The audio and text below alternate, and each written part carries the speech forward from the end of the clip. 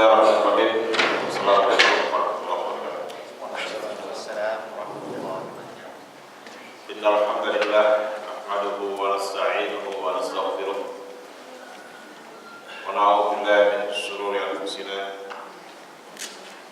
wa sayyiati a'malina may yahdihillahu fala mudilla lahu wa may yudlil fala hadiya lahu.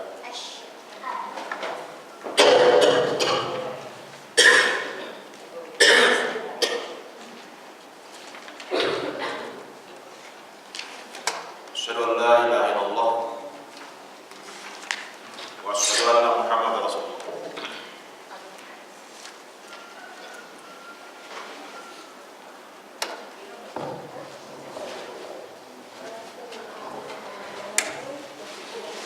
Ya ayyuhalladzina amanu taqullaha haqqa tuqatih wa la tamutunna illa wa antum muslimun. Ya ayuhan nasu ttaqu rabbakum alladzi khalaqakum min nafsin wahidah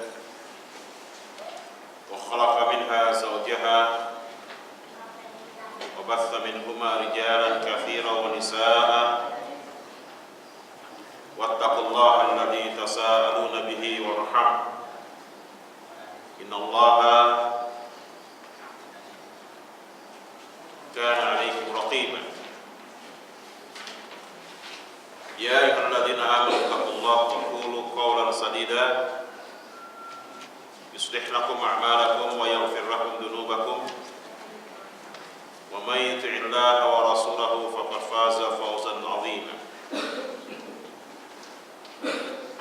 Amma ba'du fa inna asdaqal hadithi kitabullah wa khairul hadi hadi Muhammad sallallahu alaihi wasallam wa syarrul umuri muhdatsatuha wa kullu muhdatsatin bid'ah wa kullu bid'atin dhalalah wa kullu dhalalatin finnar.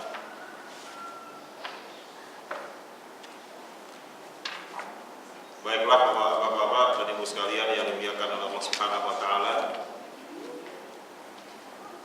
kita akan baca kembali kitab Bulughul Maram yang ditulis oleh Al-Hafidz Ibnu Hajar Al-Asqalani rahimahullah ta'ala, dan kita masuk ke bab Az-Zuhud wal Wara', bab Zuhud dan Wara'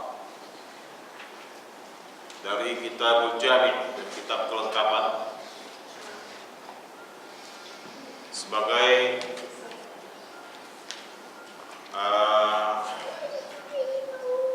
pembahasan yang hampir terakhir dari kitab Bulughul Maram ini. Sudah dibacakan dua hadis Rasulullah SAW dari bab Zuhud wal Wara'. Kita akan baca hadis yang ketiga dari bab ini. Sebelumnya saya sampaikan Bapak-bapak supaya maju sini aja, biar kelihatan lebih akrab ya.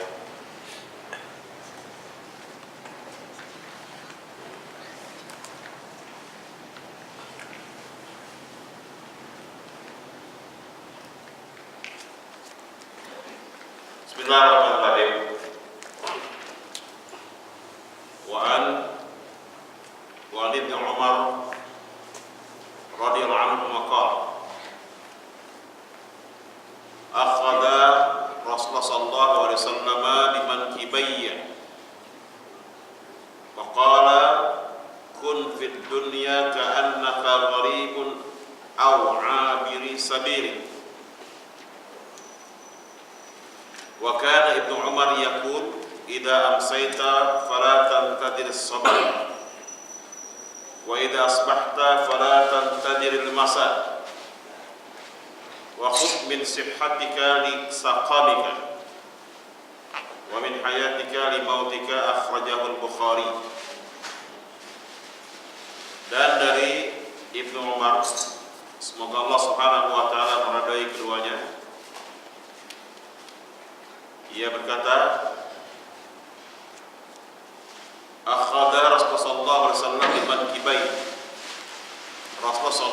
Wasallam memegang kedua pundakku. Mankibai, ya, itu artinya pundak, memegang dua pundak. Waqala, lantas Rasulullah sallallahu alaihi wasallam bersabda, kun fit dunya, jadilah engkau di dunia ini ka'annaka gharib, seolah-olah engkau itu orang asing, au abiri sabil, atau orang yang sedang dalam perjalanan, orang yang safar. Wa kana itu Umar yaqul, dan itu Umar berkata, idza amsayta fala tantadir as-sabah, jika engkau berada di sore hari, fala tantadir as-sabah, jangan menunggu pagi hari. Wa idza asbahta fala tantadir al-masa, dan jika engkau berada di pagi hari, jangan menunggu sore hari. Wa khudh min sihhatika li saqamika, dan jaga sehatmu sebelum sakitmu. Wa min hayatika li mautika, hidupmu sebelum matimu. Ya, dan dari hidupmu untuk matimu. Nah, ini merupakan penjabaran dari apa yang disampaikan oleh Rasulullah SAW kepada Ibnu Umar, kun fid dunya ka'annaka gharib ay abiris sabil. Adalah engkau, ya, berada di dunia seperti orang yang asing. Orang yang asing itu memaksimalkan waktunya untuk melakukan hal yang memberikan manfaat bagi dirinya. Orang asing itu tidak selamanya dia di negeri orang, dia akan kembali ke negeri asalnya. Selesai tugasnya dia akan kembali ke negeri asalnya. Itulah manusia. Tidak selamanya manusia hidup di dunia ini. Sehingga ketika orang faham mengerti bahwa dia tidak selamanya hidup di dunia ini, maka dia akan manfaatkan waktu-waktu yang Allah Subhanahu wa taala siapkan untuk dirinya dengan segala hal yang memberikan manfaat bagi akhiratnya. Ya. Orang yang asing atau orang yang mengerti bahwa dia tidak selamanya di dunia, maka dia akan berusaha untuk memaksimalkan aktivitasnya untuk akhiratnya. Dia enggak sia-siakan waktunya untuk hal-hal yang tidak berguna, yang tidak bermanfaat.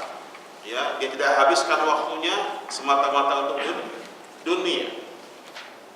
Dia akan lebih memperhatikan akhiratnya. Kenapa? Karena kesadaran dia akan kembali. Dia sadarlah kehidupan yang abadi. Ya, dia akan memaksimalkan hidupnya di dunia ini, waktu-waktunya di dunia ini untuk hal yang bermanfaat bagi akhiratnya. Makanya kata Ibnu Umar, kalau engkau berada di sore hari jangan tunggu pagi hari. Ya. Kalau engkau berada di pagi hari jangan tunggu sore hari. Artinya selagi kita bernafas, selagi kita punya kemampuan, ya, punya kesehatan, maka maksimalkan kesempatan tersebut untuk hal yang bermanfaat bagi akhirat kita dengan memperbanyak ibadah kepada Allah Subhanahu wa taala. Ya, perbanyak ibadah kita kepada Allah Subhanahu wa taala siang maupun malam. Sebab kalau orang sudah sakit, enggak punya kemampuan lagi. Ya, orang kalau sudah sakit selesai sudah, enggak punya kemampuan apapun lagi sudah. Makanya khudh min sihatika li saqamika. Jaga sehatmu sebelum sakitmu. Kalau udah sakit, segala kemampuan sudah mulai berkurang, aktivitas sudah mulai berkurang, ibadah juga sudah kurang, ya. Dan juga wa min hayatika li mautika, hidupmu untuk matimu. Dari sini kita meyakini bahwa sesungguhnya ada kehidupan lain, yang kehidupan itu kekal, abadi, dan kita akan memasuki alam tersebut.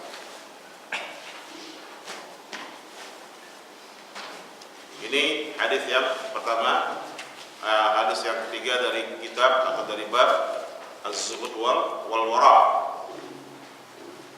Faedahnya muslim an la yarkan ila dunya wa yatahayyan rahili ila daril akhirah. Sepatutnya seorang muslim itu tidak terpesona dengan kehidupan dunia, ya, karena dia akan mengalami perjalanan ke hari akhir nanti. Ya, dia akan mengalami perjalanan ke hari akhir. Sering saya sampaikan bahwa setiap manusia, siapapun orangnya, dia pasti akan mengalami 3 fase kehidupan yang tidak bisa dihindarkan. Yang pertama, dunia disebut alam fana, alam yang akan kita tinggalkan, ya, kita akan mengalami saat untuk meninggalkan alam ini. Dan yang kedua, alam barzakh, alam yang akan kita masuki, ya, sebagai fase yang kedua. Alam barzakh adalah alam penantian, disebut juga dengan kiamat sughra, kiamat kecil, di mana, ya, kita akan sampai kepada fase yang ketiga, yaitu alam akhir, alam akhirat, sebagai final daripada perjalanan hidup kita. Ya, apakah kita akan mendapatkan rahmat Allah atau apakah kita akan mendapatkan azab Allah Subhanahu wa taala. Di sanalah finalnya. Ya. Ujungnya, tepinya di sana, di hari akhir. Itulah perjalanan manusia. Makanya kita tidak terpesona dengan dunia, kita tidak terlena dengan dunia ini, ya, atau tidak punya satu pemikiran bahwa kita akan selamanya di dunia, sehingga kita kejar dunia siang dan malam tanpa mengindahkan akhirat kita. Ini hal yang harus kita jauhkan, karena ini merupakan penyakit yang sangat berbahaya. Disebut oleh Rasul sebagai penyakit wahm, yaitu hubud dunia wa karahiyatil maut, cinta kepada dunia dan takut kepada kematian. Ya. Oleh karena itu, maka setiap mukmin harus dia meningkatkan kualitas keimanannya setiap saat, setiap waktu. Dengan bagaimana? Dengan senantiasa berupaya untuk dekat kepada Allah siang dan malam. Ya. Dengan menegakkan amal-amal saleh, amal-amal yang diridhai dan dicintai oleh Allah Subhanahu wa taala. Itulah bekal yang terbaik bagi kita untuk menghadap Allah Subhanahu wa taala di hari kiamat nanti.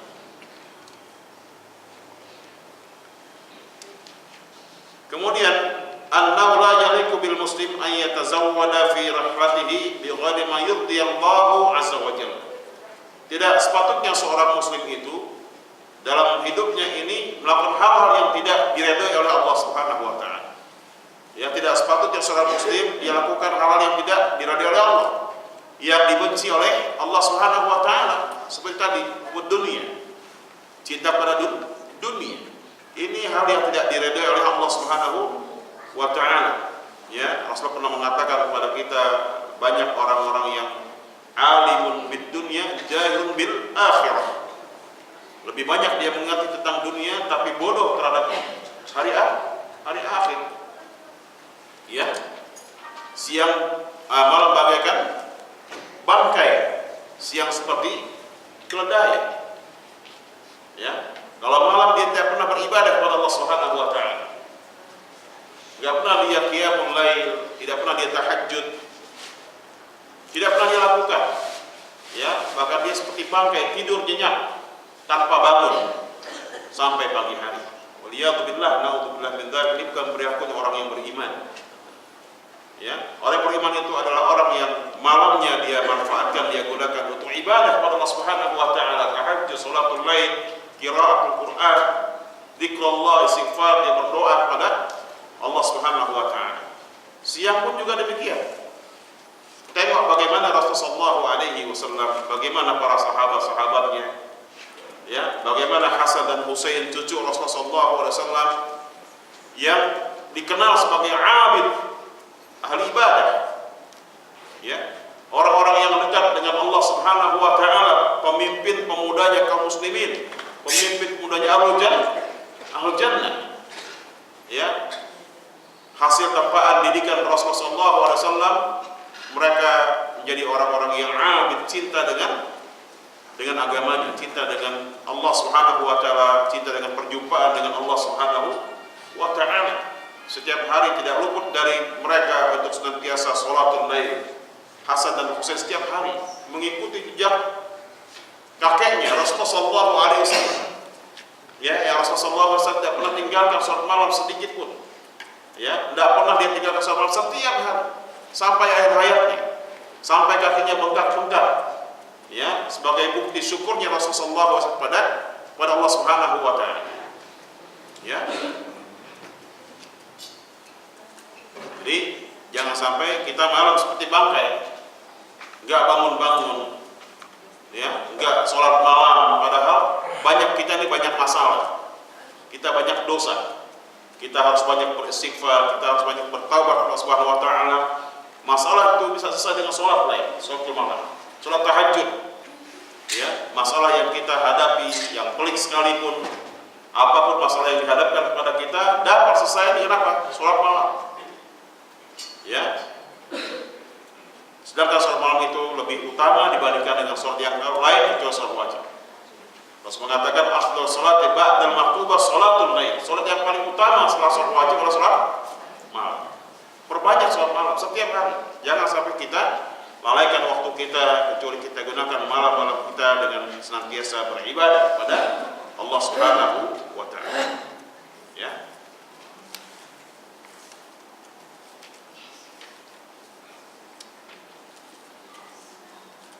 Kemudian hadis berikutnya, wa Ibnu Umar radhiyallahu anhu qala Rasulullah sallallahu alaihi wasallam man tashabbaha biqaumin fa huwa minhum, akhrajahu Abu Dawud wa sahahahu Ibnu Hibban.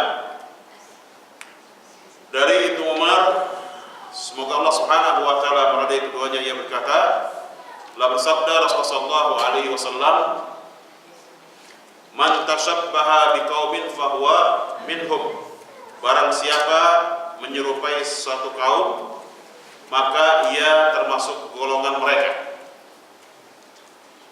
Ya, tashabba biqaumin dikatakan oleh Syekh Abdul Qadir Syaibatul Hamdi, ay ma mathalahum wa hakahum fima huwa min khawasihim muta'assiyan bihim.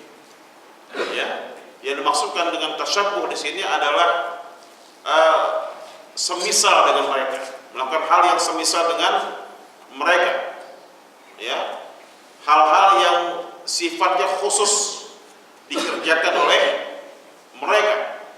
Kita mencontoh atau meneladani diri mereka tersebut dalam segala hal yang berkaitan dengan syariat. Apakah itu dalam bentuk ibadah, apakah itu dalam bentuk akidah, atau apakah dalam bentuk akhlak, ya, atau kebiasaan. Contoh misalnya orang kufar, ya, orang kufar itu kalau meninggal dunia, kalau mati, mereka apa? Meratapi kematian orang yang meninggal, orang yang mati tersebut. Nah, kita ikut dengan meratapi juga, ya, ini termasuk tasyabbuh. Ya, orang kufar itu kalau ada kematian, mereka menggunakan pakaian tertentu, misalnya menggunakan baju hitam, celana hitam, sepatu hitam, topi hitam, kacamata hitam, semuanya serba hitam. Kita pun ikut-ikutan. Kalau ada yang meninggal dunia, yang selama ini kita nggak pernah menggunakan kerudung, misalnya ibu-ibunya nggak pernah menggunakan kerudung, pakai kerudung hitam. Ya. Ini tanda mereka sebagai orang yang sedang berkabung atas kematian orang tersebut. Ini tasyabbuh bil kufar. Ya. Misalnya dalam hal berpakaian, orang kafir menggunakan pakaiannya telanjang, terlihat auratnya. Kita juga menggunakan pakaian yang terlihat auratnya. Ini tasyabbuh. Ya, tasyabbuh lil kufar. Orang kafir menggunakan dasi ketika mereka berpakaian, dan itu pakaian khas mereka. Kita juga menggunakan dasi. Ini tasyabbuh lil kufar namanya. Tidak boleh. Tasyabbuh lil kufar. Ya, orang kafir setiap tahun ulang tahun anak, ulang tahun cucu, ulang tahun orang bapaknya, ulang tahun ibunya, dirayakan. Ya, pada waktu mereka saling memberikan hadiah. Kita juga ikut-ikutan ulang tahun juga. Ya. Bahkan pernikahan kita di ulang tahunkan juga. Ada ulang tahun pernikahan perak, pernikahan emas. Ya. Jadi kita ini sering jadi pembeo, mengekor orang-orang kufar. Dalam segi ekonomi juga seperti itu. Kita banyak mengikuti tata cara perekonomiannya orang kafir. Ya, sehingga ekonomi kita menjadi rusak. Kenapa? Karena di situ ada unsur riba dan mereka sengaja menerapkan sistem riba itu kepada masyarakat Islam di semua dunia. Supaya apa? Ekonominya rusak sehingga mereka bisa mengendalikan ekonomi dunia. Makanya ada IMF, ada World Bank internasional, ada macam-macam. Ya, untuk mengendalikan dunia. Dan itu kerjaan Yahud, upaya mereka untuk merusak tatanan ekonomi kaum muslimin. Ya, dari sisi akhlak luar biasa bejatnya. Ya, mereka telanjang, kita ikut telanjang. Mereka adakan kontes wanita cantik sedunia, kita ikut juga. Ya, kita sodorkan wanita cantik kita untuk memanjangkan dirinya di hadapan mereka. Wallahu a'lam, di balik layar kita nggak ngerti apa yang dikerjakan oleh mereka. Ya, entah apa yang dites, nggak ngerti kita. Nggak paham. Di balik itu semua, mereka mempertontonkan aurat, kita juga senang mempertontonkan aurat kita. Tasyabbulil kufar.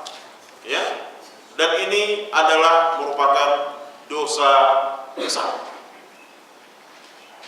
Ya, dosa-dosa besar yang harus kita jauhkan, yang harus kita hindarkan. Tasyabbuh sekali lagi dalam berbagai macam hal, intinya dalam masalah akidah, dalam masalah ibadah, dalam masalah akhlak, dan dalam masalah muamalah, hubungan sosial.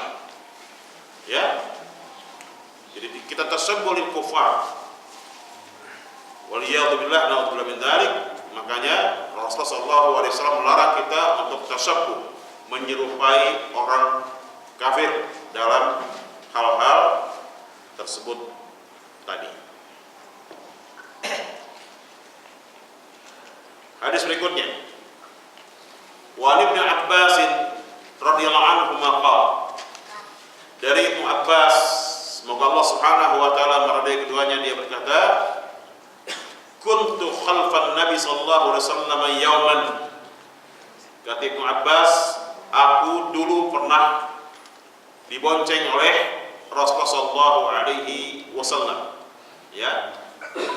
Di belakang Rasulullah sallallahu alaihi wasallam. Kemudian faqala Rasulullah sallallahu alaihi wasallam bersabda, ya gulam, wahai anak kecil. Ibnu Abbas masih kecil. Ya, gulam itu adalah seorang anak berusia 1 sampai dengan 10 tahun. Panggilannya gulam. Ya. Makanya Mirza Gulam Ahmad itu nggak benar. Harusnya bukan gulam dia. Ya, udah kakek-kakek panggilnya gulam juga. Itu gulam itu panggilan anak kecil, ya, berusia 1 sampai dengan 10 tahun. Ibnu Abbas ini walaupun masih kecil, masih muda belia, tapi cerdas. Ya, IQ-nya di atas rata-rata, pintar. Makanya beliau menjadi mufassir. Ya, tafsir yang pertama ada tafsir Ibnu Abbas. Ya, beliau menjadi penasehat Khalifah Umar bin Khattab pada masanya. Ya, yang ketika itu diprotes oleh Ahlul Badar. Ahlul Badar ini para veteran perang Badar itu pada umumnya orang-orang yang sudah dewasa, orang yang sudah berumur. Ketika dia dijadikan sebagai penasehat, mereka protes, kok anak kecil, ya, orang masih muda dijadikan sebagai penasehat khalifah. Ya, ketika itu Umar bin Khattab menyampaikan ayat Al-Quran surah Idza jaa nasrullahi wal fath wa ra'aitan nasa yadkhuluna fi dinillahi afwaja fasabbih bihamdi rabbika wastaghfirhu innahu kana tawwab. Mereka tanya kepada Ahlul Badar, apa makna surah tersebut? Akhirnya mereka ada yang memberikan macam-macam penafsiran. Ada yang ini, ada yang begitu, ada yang mengatakan itulah alamat kebesaran Islam, itulah alamat Islam diterima oleh banyak orang, ya. Macam-macam penafsiran. Kemudian Umar bertanya kepada Ibnu Abbas, apa makna surah An-Nasr tersebut? Ya, apa kata Ibnu Abbas? Ini adalah merupakan alamat dekatnya kematian Rasulullah SAW. Ya, ini merupakan alamat tanda dekatnya kematian Rasulullah SAW. Lihat bagaimana Ibnu Abbas menafsirkan Al-Quran Karim, ya, tidak sebagaimana mereka orang-orang Ahlul Badar, walaupun mereka para veteran perang Badar, namun dalam keahlian menafsirkan Al-Quran, Ibnu Abbas lebih piawai, lebih jago, lebih pintar. Ya, kenapa? Karena dia mendapatkan didikan langsung dari Rasulullah SAW.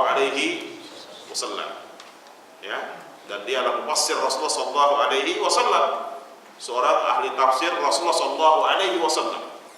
Itu Ibnu Abbas.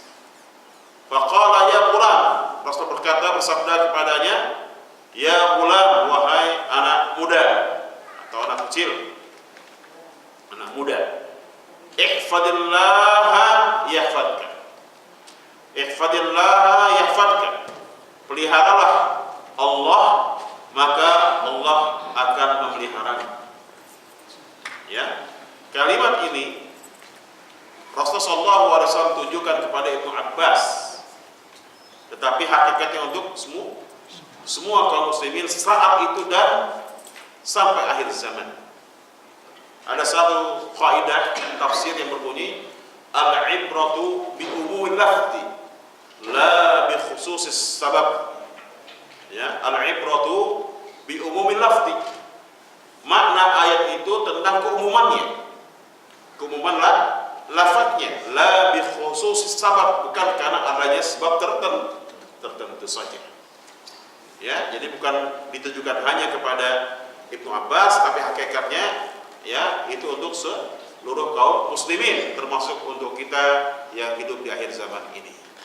Ya, kaidahnya begitu. Antum bisa catat, al-ibratu bi umumil lafzi la bi khususis sabab.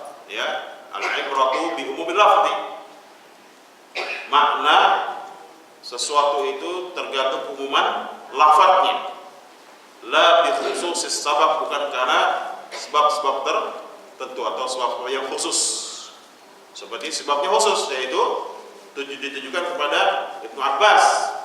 Namun lihat umumannya untuk semua umat Nabi Muhammad SAW. Ya ghulam, ihfadillah yahfadka. Wahai anak muda, peliharalah Allah, maka Allah akan memeliharamu. Maknanya adalah ay hafidun ala hududillahi wa awamirihi wa nawahihi. Ya, yusinnuka Allah azza wa jalla wa yahfaduka fi nafsika wa dinika wa dunyaka wa akhiruka wa ukhraka, yaitu memelihara hukum-hukum Allah Subhanahu wa ta'ala. Ya, perintah-perintahnya dan larangan, menjaga perintah-perintahnya dan menjaga larangan-larangannya. Jadi memelihara hukum-hukum Allah Subhanahu wa ta'ala berkaitan dengan perintah-perintahnya dan larangan-larangannya. Kita tahu Al-Quran itu isinya itu ada perintah, ada larangan. Isi Al-Quran Karim, ya, perintah, larangan. Contoh, aqimus sholat, perintah, tegakkan sholat. Ya,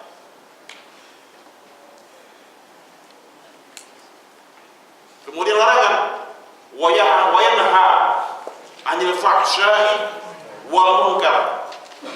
Ya, ini larangan. Perintah atuz zakat. Kutiba alaikumus siyam. Ini perintah.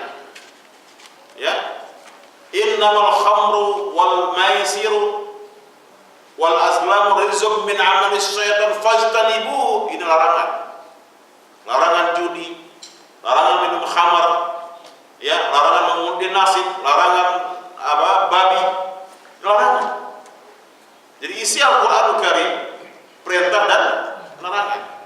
Tentu ada kisah-kisah, ya, kisah-kisah nabi-nabi, umat-umat terdahulu dan lain-lainnya, sejarah kehidupan, ya. Tapi intinya dalam Al-Qur'anul Karim isinya adalah merupakan perintah serta larangan-larangan Allah Subhanahu wa taala, dan perintah Rasul adalah agar kita memeliharanya, menjaganya. Maksudnya bagaimana? Apa yang Allah Subhanahu wa taala perintahkan kita kerjakan, apa yang Allah larang kita jauhkan, kita tinggalkan. Ya. Rasul mengatakan, "Idza amartukum bisyai'in fa'tu minhu mastata'tum." Kalau kalian diperintahkan melakukan satu pekerjaan, lakukan sesuai kemampuan. Wa idza nahaitukum anhu fantahu. Tapi kalau kalian dilarang, seluruhnya tinggalkan. Kenapa begitu? Kenapa seperti itu? Kalau ada perintah, kita kerjakan sesuai kemampuan, kesanggupan kita. Ya. Tapi begitu larangan, tinggalkan secara total. Ya. Begitu ada larangan, tinggalkan semua.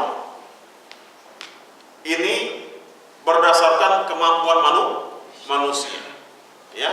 Manusia dalam hal perintah itu sesuai dengan kemampuannya. Karena ad-dinu yusrun, agama itu gampang, agama itu mudah. Ya. Yassiru wa la tu'assiru, mudahkan jangan dipersulit. Itu agama. Ya, soal perintah tergantung kemampuan. Lihat sholat. Shallu qa'iman. Sholat asalnya berdiri. Tapi ketika orang nggak mampu berdiri, apa? Qa'idan, duduk, kata Rasulullah. Ya, karena sakit, karena dia tidak bisa tegak berdiri lama, maka diberikan keringanan untuk duduk sholatnya. Orang-orang yang sudah tua, yang sudah nggak mampu, yang sudah gemetar lututnya ketika berdiri lama, diperbolehkan mereka untuk sholat dengan duduk. Ya, baik lam yastati' faqa'idan aw fa lam yastati' fa'ala janbin, kalau nggak mampu juga dengan berbaring. Ini perintah. Ya, kita kerjakan sesuai dengan kemampuan. Bukan berarti kalau mau kerjakan ya silakan, enggak begitu maknanya. Ya, jangan salah makna, jangan salah arti. Maknanya itu adalah banyak keringanan-keringanan yang didapatkan oleh seseorang ketika dia melaksanakan perintah Allah Subhanahu wa taala. Ya, seperti Rasulullah SAW menjelaskan tentang orang yang berjima di siang hari di bulan Ramadan. Kafaratnya apa? Kafaratnya puasa 2 bulan, syahraini mutatabi'ain, 2 bulan berturut-turut. Antum udah coba puasa 40 hari misalnya, udah 40 hari berturut-turut tiap hari puasa, hari ke-41-nya batal, nggak puasa, gimana? Pulang kan? Ya, dan ini berat bagi seseorang. Makanya kalau Ramadan jangan dekat-dekat sama istri. Ya, berbahaya di siang hari. Kafaratnya yang pertama adalah puasa 2 bulan berturut-turut. Syahraini mutatabi'aini, 2 bulan berturut-turut. Lantas gimana kalau nggak sanggup? Gimana kalau nggak mampu? Memberikan makan 60 orang miskin. Ya, miskin, dia sendiri miskin gimana? Dia sendiri miskin. Ya, dia sendiri fakir. Gimana mau ngasih makan orang 60 orang? Ya, maka berikan keringanan lagi apa? Bebaskan budak. Enggak ada budak sekarang. Sekarang enggak ada budak, kenapa? Karena enggak ada peperangan. Ya, antara Muslim dengan kafir. Ya. Kecuali di sana di Yaman sekarang ini. Ya. Syam Qudsi yang sedang diperangi oleh Ahlussunnah. Ya, nggak ada Quran di sana. Jadi nggak ada budak. Ummul walad. Ya, budak itu disebut ummul walad, emaknya anak-anak. Karena budak itu halal untuk dijima, untuk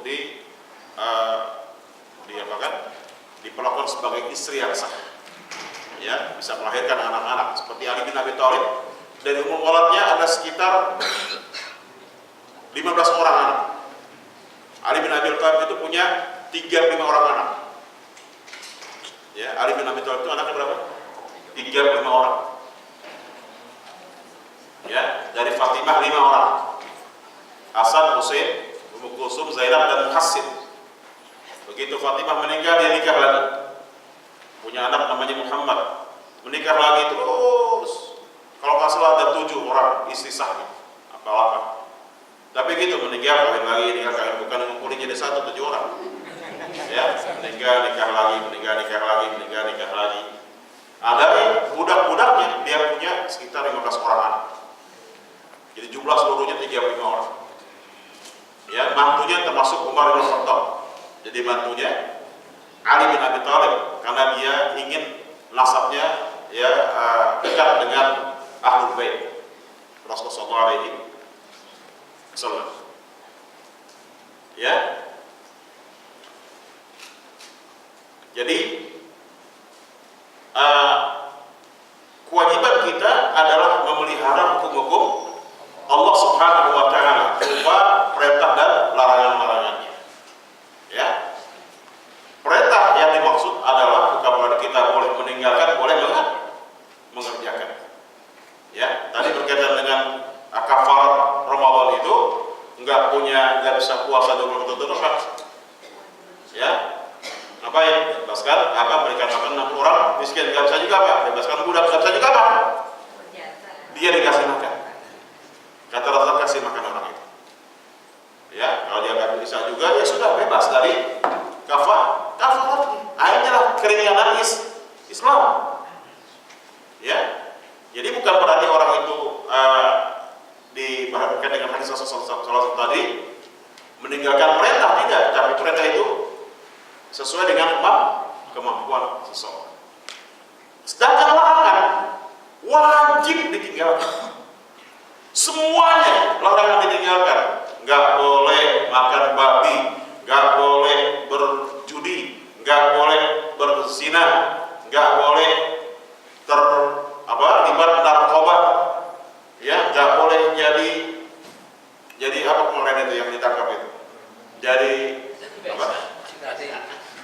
PSK, pelacur itu jadi mucikarinya, ya, karena sekarang ini orang ambil jalan pintas, ya, cari rezeki yang penting banyak, bukan yang penting halal thayyib, ya, jadi bandar narkoba, jadi mucikari, hasilnya sehari bisa 10 juta, ya, na'udzubillah min dzalik, ya, banyak larangan, berdurhaka sama orang tua haram hukumnya, berdosa, ya, berbuat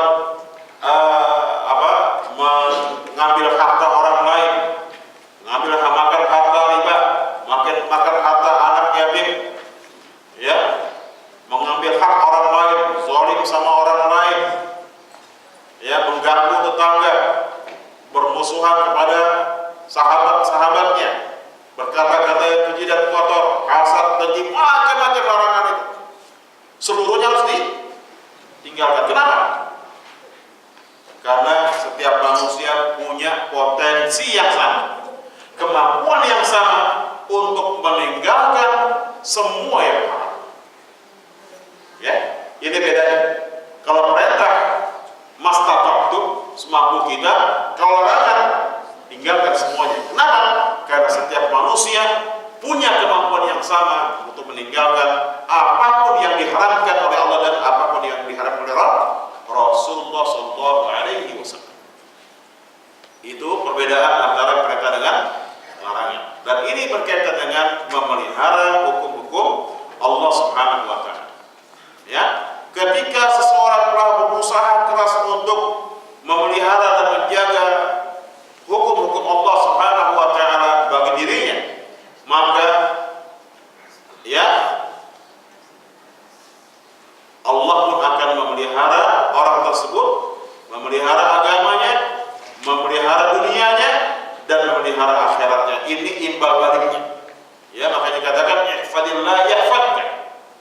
pelihara Allah Subhanahu wa taala, maka Allah akan memelihara dirimu. Apanya yang Allah pelihara? Ya, Allah akan pelihara diri kita, ya, dunia kita, agama kita, jiwa kita, ya, dan juga Allah akan memelihara akhirat kita. Betul-betul dijaga Allah akan lindungi kita. Ya, ketika kita ingin berbuat maksiat, Allah ingatkan, itu dosa, tidak jadi.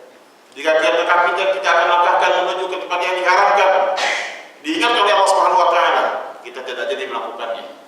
Ya, ketika kita akan korupsi, diingatkan oleh Allah sehingga kita tidak jadi melakukan. Ketika kita ingin menggunakan uang riba untuk kepentingan kita pribadi, diingatkan oleh Allah, ya, sehingga kita tidak jadi. Inilah imbalan yang Allah Subhanahu wa taala berikan kepada kita, ya, manakala kita terus berusaha memelihara dan menjaga hukum-hukum Allah Subhanahu wa taala. Kita akan senantiasa dilindungi oleh Allah Subhanahu wa taala.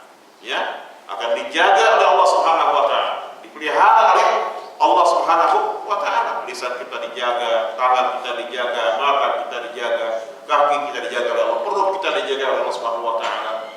Ya, itulah kebaikan-kebaikan yang Allah Subhanahu wa taala berikan kepada kita manakala kita senantiasa berusaha untuk menjaga dan melihara agamanya.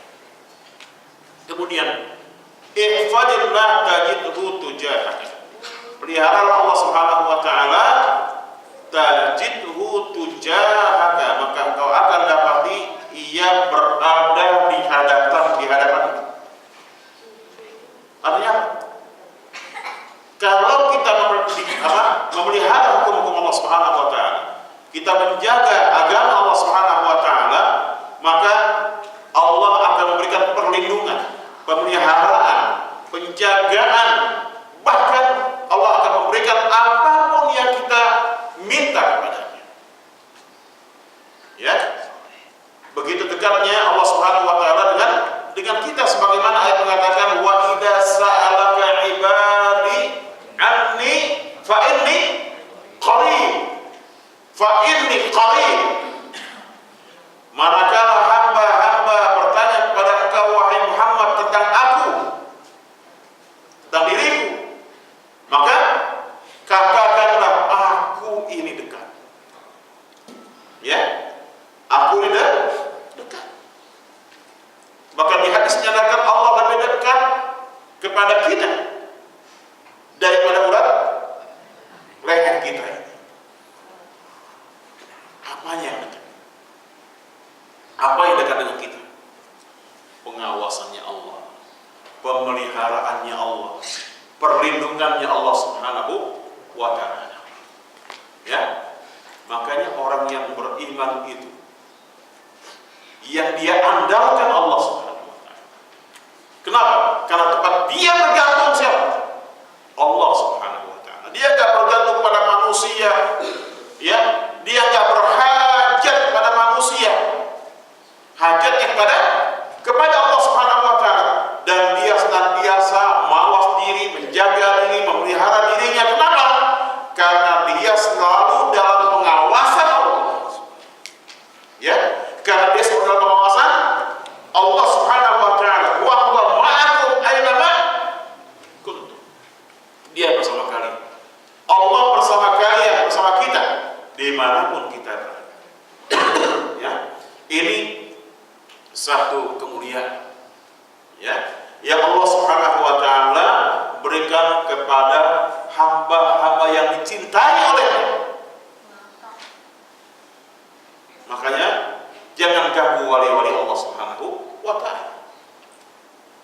Ya, kata Rasulullah SAW, barang siapa yang mengganggu wali-wali Allah, apa kata Rasulullah? Berarti dia telah menyatakan perang terhadap siapa? Terhadap Allah Subhanahu wa taala. Allah waliyul ladzina amanu. Allah menjadi walinya orang yang beriman. Yukhrijuhum minadh dhulumati ilan nur. Karena telah mengeluarkan mereka dari kegelapan menuju kepada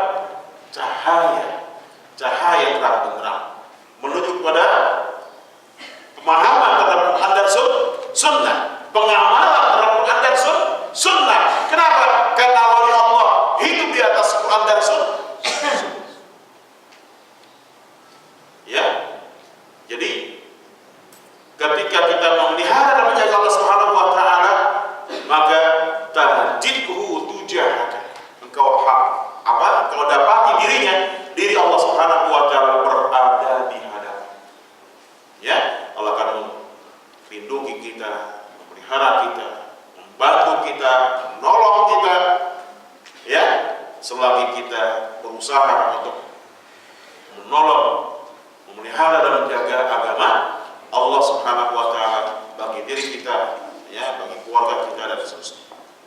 Ini adalah merupakan satu anugerah yang begitu besar yang Allah Subhanahu wa taala berikan kepada hamba-hamba pilihannya. Makanya dekat dengan Allah itu satu nikmat. Ya, dekat dengan Allah adalah nikmat. Hidup di atas Quran dan Sunnah adalah nikmat. Ya, hidup di atas Quran dan Sunnah adalah nikmat yang agung, nikmat yang besar, yang tidak ada taranya, yang tidak ada bandingannya.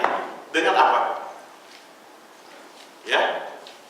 Dan orang kalau sudah demikian, dia akan memperoleh halawatul iman. Dia akan memperoleh apa? Halawatul iman, manisnya iman. Dia akan merasakan manisnya iman ketika Allah dan Rasulnya adalah prioritas utama baginya. Ketika Quran dan Sunnah menjadi pegangannya, menjadi pijakannya, dasar-dasar bagi dirinya untuk melangkah di dunia. Dia akan merasakan manisnya iman. Nikmatnya beragama. Kalau dia tidak pernah, ya, ada keinginan, upaya untuk mencintai Quran dan Sunnah Rasulullah, mengamalkan Quran dan Sunnah, menjalankannya, ya, dia tidak pernah ada keinginan untuk hidup di atas aturan yang telah ditetapkan oleh Allah Subhanahu wa taala Quran dan Sunnah, maka dia tidak akan pernah merasakan halawatul iman, manisnya.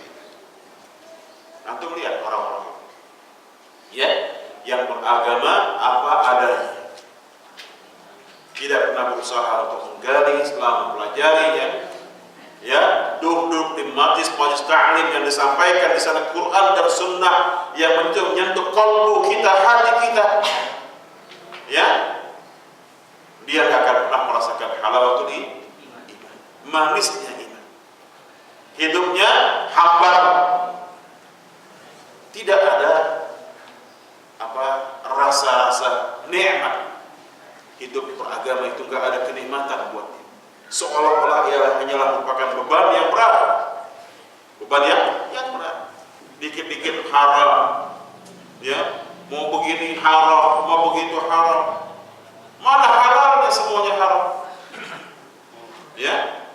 Dia lebih senang mendengarkan orang yang mengatakan semuanya halal. Bagaimana Syekh? Bagaimana ini Habib? Halal enggak? Halal. Gimana nih? Halal enggak? Halal. Kullu halal. Semuanya halal. Na'udzubillah. Ya, agama ini berisi al-halal wal al-halal wal haram. Ya, inti ajaran agama Islam itu. Ada yang halal, ada yang haram, ada perintah, ada larang. Ada perintah itu halal, larang itu haram. Itu. Ya. Kalau mau semuanya halal, ya bukan agama. Ya, bukan agama.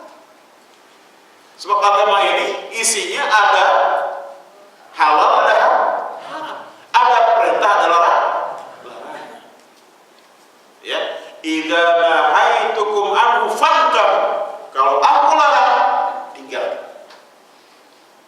Siapa yang mengatakan begitu? Siapa yang sampaikan? Rasulullah SAW. Apakah Rasul menyampaikan berdasarkan hawa nafsu? La, wa ma yantiqu 'anil hawa in huwa illa wahyu yuha.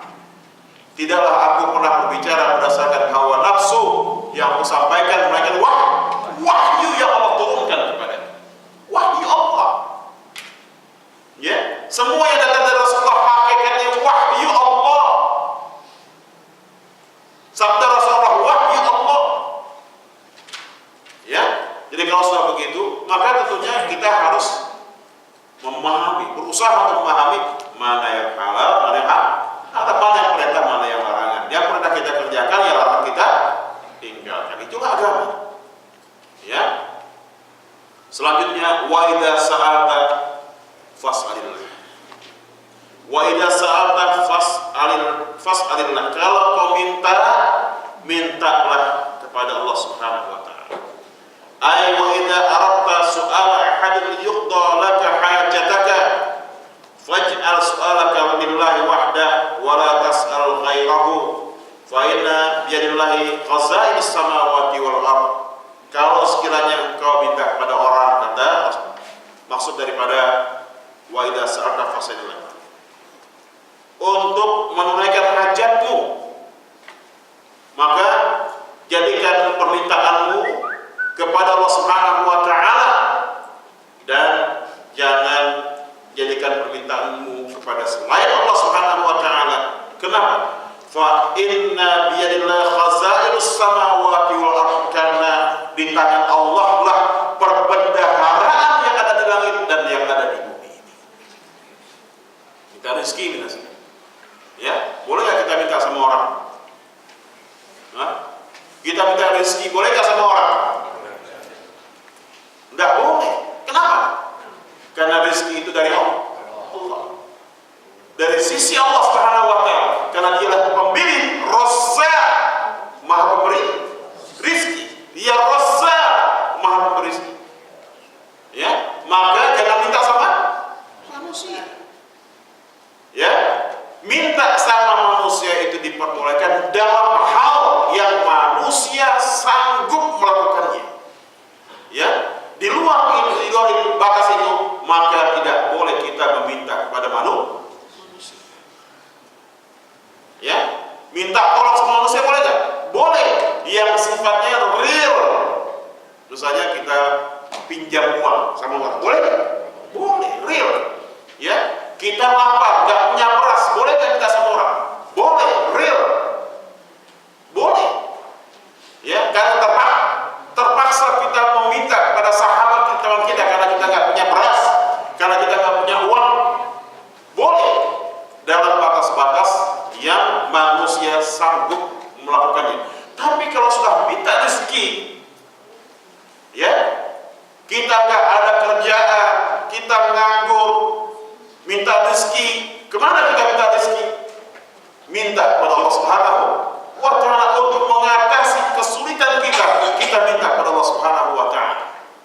Ya, jadi kepada manusia kita boleh minta dalam hal-hal yang sifatnya real, yang manusia punya kesanggupan untuk melakukannya. Tapi kalau kita minta, ya wahai Nabi misalnya, atau wahai siapa, Syekh Saman, Syekh Allah, ya Syekh Abdul Qadir Jailani, berikan saya sebongkah emas misalnya, ya, berikan saya kekayaan, ini hukumnya haram, bahkan jadi syirik. Ya, kita datang ke kuburan kiai, keramat, kemudian kita bersimpuh di sana, ya, menjadikan mereka sebagai media wasilah untuk memohonkan hajat kita kepada Allah Subhanahu wa taala kepada mereka. Boleh tidak? Ini hukumnya haram. Ya, hukumnya haram. Tidak diperbolehkan. Atau kita minta datang kepada dukun karena kita miskin, datang ke dukun minta kekayaan. Ya, boleh tidak? Haram. Bahkan syirik. Idza sa'alta fas'alillah, kalau minta, mintalah langsung kepada Allah Subhanahu wa taala. Wa idza salaka ibadi anni fa inni qarib. Wa idza salaka ibadi anni fa inni qarib. Ujibu da'wat da'i idza da'ani. Falyastajibu li wal yu'minu bi la'allahum yarshudun. Ya, maka mintalah kepada Allah. Karena aku ini dekat dengan kalian, minta kepadaku. Minta langsung tanpa media, tanpa wasilah, tanpa perantara siapapun. Gak perlu pakai mediator, gak perlu pakai calon. Ya, gak perlu pakai calon, gak perlu pakai mediator. Baik calonnya masih hidup atau sudah mati, minta langsung sama Allah. Allah kabulkan permintaan kita. Ya, dan itu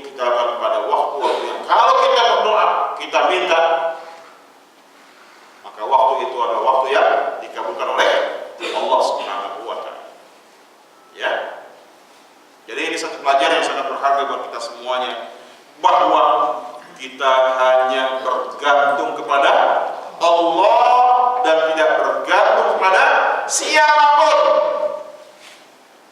Ya, karena rezeki itu datangnya dari Allah Subhanahu wa taala, dari tangan Allah, ya, bukan dari manusia. Wa may yattaqillaha yaj'al lahu makhraja wa yarzuqhu min haitsu la yahtasib. Wa may yattaqillaha yaj'al lahu min amrihi yusra. Ya, barang siapa bertakwa kepada Allah Subhanahu wa taala, ia akan memberikan jalan keluar bagi kesulitan yang dihadapinya dan akan memberikan rezeki yang dia tidak sangka dan dia tidak duga.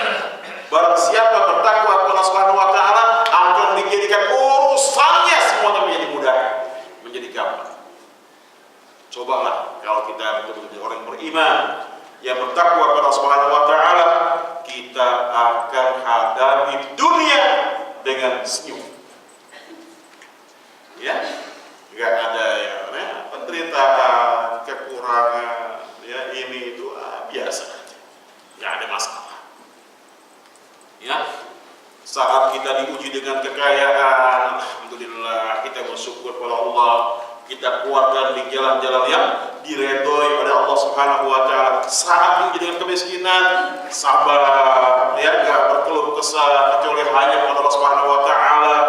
Biarlah ya kita menderita, enggak ada masalah. Yang penting kita senantiasa dekat dengan Allah Subhanahu wa taala. Kita enggak berkeliling-keliling ya, meminta-minta kepada manusia. Ya, kita hadapi dengan kesabaran, dengan kelapangan dada, dan yakin bahwa apa yang ada pada tangan Allah, diri Allah jauh lebih baik dari apa yang ada pada manusia. Ya, lihatlah contoh-contoh yang diberikan oleh para ulama, diberikan oleh Rasulullah SAW dan para sahabat-sahabatnya. Bagaimana Rasul mengatakan, nahnu qaumun la na'kul hatta najua, fa idza akalna fala nasma'. Kami adalah satu kaum yang enggak makan ketika sudah lapar benar. Ya. Dan kalau kami makan enggak sampai kenyang. Lihatlah bagaimana kehidupan Rasulullah SAW. Ya. 2 bulan lamanya Rasulullah SAW hanya minum air dan gandum dan kurma. Selama 2 bulan berturut-turut dapur Rasulullah tidak pernah berasap. Sederhana sekali. Ya. Ketika Fatimah menikah dengan Ali bin Abi Thalib, Ali bin Abi Thalib melamar Fatimah dengan memberikan mahar berupa apa? Baju perang. Ya. Baju perang ini ditawarkan kepada Utsman untuk dibeli. Dibeli oleh Umar kurang lebih 450 dirham. Ya. Setelah tahu Utsman bahwa Ali akan melamar Fatimah, maka diberikan hadiah lagi baju perang itu kepada Ali bin Abi Thalib. Ya. Setelah itu Ali datang ke Rasulullah SAW, diberikan maharnya. Langsung saat itu juga Rasulullah memerintahkan kepada beberapa orang sahabat untuk membeli peralatan bagi walimatul arus Ali serta Fatimah. Apa yang dibeli? Ya, yang ditikar apa? 2 buah kendi, 4 air, ya. Apalagi? Bantal Rasulullah beli yang terbuat dari kulit kambing yang sudah disamak, diisi dengan jerami. Diisi dengan jerami. Kita sekarang bantal kita kayak apa? Ya, bantalnya kalau nggak bisa tidur. Musuh yang empuk. Fatimah diberikan ya kulit kambing yang sudah disamak, diisi dengan jerami, itulah yang dijadikan bantalnya Fatimah. Ya, tikarnya terbuat daripada dari pelepah kurma. Ya, pelepah kurma. Ya, kata sahabat kalau kesentuh itu ininya apanya? Atapnya itu bisa disentuh. Kalau kita berdiri bisa disentuh atapnya. Dan atapnya terbuat dari pelepah kurma juga. Bagaimana ya kondisi Madinah yang cuacanya ekstrim, nggak kayak kita begini nyaman. Di sana suasana apa cuacanya ekstrim, kalau dingin sekali, kalau panas kan. Ya kalau dingin itu menggigil kita dibuatnya. Selimutnya yang diberikan hanya selimut tipis dan kecil. Kalau dipakaikan di kaki, badan sampai kepalanya kelihatan. Kalau dipakaikan di atas kepala, kakinya kelihatan sampai betis. Ya, itulah kehidupan sahabat, kehidupan Ali bin Abi Thalib yang dia fakir, dia miskin, tidak seperti sahabat yang lain. Dan dia termasuk al-hijrah, orang yang hijrah dari Mekah ke Madinah yang tidak bawa apa. Ya, dan Abu Thalib juga bukan orang kaya raya, orang yang miskin. Kemudian apalagi juga Rasulullah tempat untuk menggiling gandum diberikan untuk Fatimah. Ya, jadi yang dimakan setiap hari dan setiap kali Fatimah, Ali dan anak-anaknya gandum dibuat roti. Ya, itulah yang dimakan. Sampai Fatimah pernah minta kepada Rasul, kata dia Rasul dapat budak. Ya, Fatimah minta agar diberikan seorang budak untuk membantunya, ya, untuk membantunya bekerja. Karena tangannya sampai kapalan tiap hari giling gandum untuk menjadikan roti. Tangannya berkapalan, ya, keras. Rasulullah Fatimah minta pada Rasulullah diberikan seorang budak untuk melayani, membantunya. Ya, sampai kemudian Rasulullah SAW ketika didatangkan ke Fatimah, ketika itu nggak ada Rasulullah, yang ada cuma Aisyah. Aisyah sampaikan kepada Rasulullah SAW, Rasulullah pun datang ke rumah Fatimah. Ya, kata Rasul pada Fatimah, maukah engkau sabar? Maukah engkau yang lebih baik dari apa yang kau minta? Ya, maukah engkau sabar dan maukah engkau kepada sesuatu yang lebih baik dari apa yang kau minta? Apa itu yang sunnah? Ya, setiap engkau akan tidur, baca Subhanallah 33 kali. Ya, walhamdulillah, alhamdulillah 33 kali. Dan Allah Akbar 34 kali. Sehingga semuanya jadi 100. Iya, Fatimah tetap sabar, bekerja sendiri, ya, melayani suami dan 5 orang anaknya. Dalam kesederhanaan. Ya, dalam kesederhanaan. Ya, karena umumnya semua sahabat lebih berharap akhirat daripada dunia. Ya, itu hasil tempahan Rasulullah SAW. Kata Ali bin Abi Thalib, sejak saat itu aku tidak pernah meninggalkan kalimat itu selagi aku mau tidur. Ya, Subhanallah 33 kali, Alhamdulillah 33 kali, dan Allah Akbar 34 kali. Ya, Subhanallah. Jadi ketika kita berusaha untuk memohon, meminta, maka kita selalu minta kepada Allah Subhanahu wa taala, ya, minta rezeki kepada Allah Subhanahu wa taala. Adapun ketika kita berhubungan dengan manusia, tentunya kita meminta kepada manusia yang memang manusia punya kemampuan untuk itu, dan bukan hal-hal yang luar kemampuan manusia. Ya, misalnya dalam hal yang ghaib, maka ini adalah bukan kemampuan manusia. Tidak ada seorang manusia yang punya indera keenamnya. Ya, tidak ada seorang manusia yang punya kelebihan kemampuan. Ya, ada hal ini di masyarakat, keyakinan orang itu punya kelebihan apa namanya? Ya, indra. Dia punya kemampuan irrasional, ya, punya kemampuan untuk menelusuri hal-hal yang gaib, untuk memahami, mengetahui hal yang gaib. Ini sudah syirkul akbar, waliyadzubillah, na'udzubillah min dzalik. Jadi nggak ada seorang pun manusia di dunia ini punya indra keenam, ya, indra lebih itu nggak ada. Ya, tahu yang gaib itu bohong. Ya, kalau ada orang mengatakan dia tahu yang gaib, bisa menerawang hati seseorang, bohong. Ya, bohong besar, kadzabun. Inilah para pendusta waliyadzubillah. Wa idza sta'anta fasta'in billah. Kalaupun kau minta pertolongan, mintalah pertolongan itu kepada Allah Subhanahu wa taala. Ya. Jadi tidak meminta pertolongan kepada manusia, sekali lagi dalam hal-hal yang manusia tidak punya kemampuan untuk itu.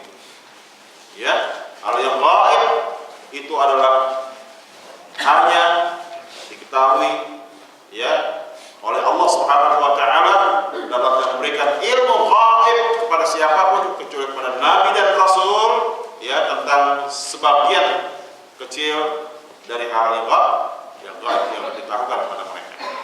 Ya, setiap manusia tidak ada yang tahu. Wa indahu mafatihul ghaib la ya'lamuha illa.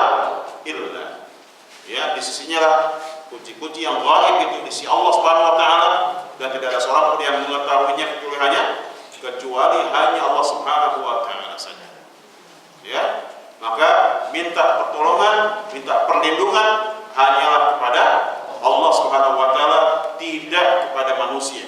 Iyyaka na'budu wa iyyaka nasta'in. Hanya kepadamu ya Allah kami menyembah, dan hanya kepadamu ya Allah kami minta pertolongan. Ya. Jadi kalau minta pertolongan, perlindungan apapun bentuknya, kita hanya bergantung atau minta kepada Allah Subhanahu wa taala dan tidak kepada manusia siapapun orangnya. Siapapun orang. Ya. Ma yufidul hadis, faedah dari hadis ini adalah annal muhafadzata ala hududillahi wa awamirihi wa nawahihi tajlibu lil 'abdi khairud dunya wal akhirah. Ketika orang memelihara hukum-hukum Allah Subhanahu wa taala, perintah-perintahnya dan larangan-larangannya, maka akan menghasilkan kebaikan baginya dunia dan akhiratnya. Ya, orang yang melihara, menjaga hukum-hukum Allah, melaksanakan perintah-perintahnya dan menjauhi larangan-larangannya, maka dia akan mendapatkan kebaikan dunia dan kebaikan akhirat. Ya, ini keyakinan kita kaum muslimin, keyakinan kita orang yang beriman kepada Allah Subhanahu wa taala. Makanya jangan abaikan, jangan jauhkan, jangan tinggalkan, ya, perintah-perintah Allah, dan bahkan kita merosot kepada larangan-larangan Allah Subhanahu wa taala. Ya, hati-hati. Dan ini adalah satu keyakinan yang tidak bisa ditawar-tawar. Inilah keyakinan kita kaum muslimin, keyakinan orang-orang yang beriman. Ya, akhirat itu jauh lebih baik dibandingkan dengan dunia dan seisinya. Wa anna man raghiba fi an tastajaba da'watuhu wal yakhlis ala ta'atillah ta'ala. Dan orang yang berkeinginan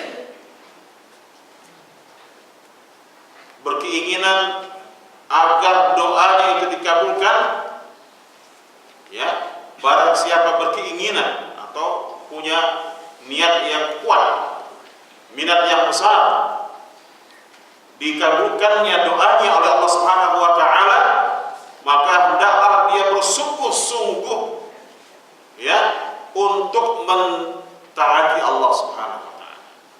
Dia bersungguh-sungguh untuk taat kepada Allah. Ya.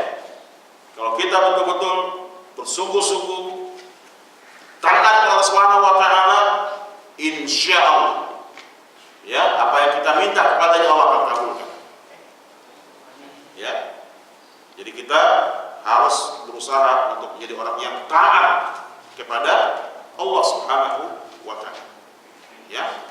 Jadi nggak mungkin orang ketika bukan doanya kalau nggak taat kepada Allah. Lebih taat kepada manusia. Lebih toleran kepada manusia. Lebih rela kepada manusia. Ya, nggak mungkin dia akan dikabulkan doanya oleh Allah Subhanahu wa taala. Nah, ini sering terbalik. Pemikiran orang itu terbaik. Lebih baik dia lebih berharap kepada manusia daripada harapannya terhadap Allah Subhanahu wa taala. Ini satu hal yang keliru besar.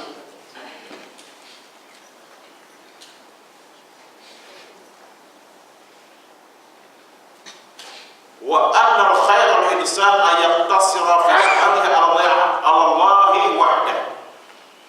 Kebaikan bagi manusia manakala dia membatasi dirinya hanya meminta kepada Allah.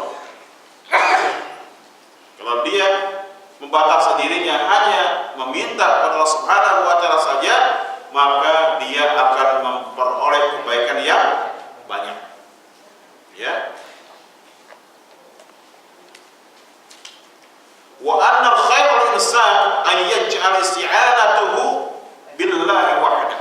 Begitu juga kebaikan manusia manakala dia hanya meminta pertolongan kepada Allah Subhanahu wa taala. Ya, tidak minta pertolongan kepada jin, kepada manusia yang sudah mati, kepada alam, kepada hewan, kepada ya manusia. Tidak. Dia hanya minta pertolongan kepada Allah dalam hal-hal yang gaib yang manusia nggak mampu melakukannya. Ya, karena isti'anah itu dalam hal-hal yang sifatnya gaib.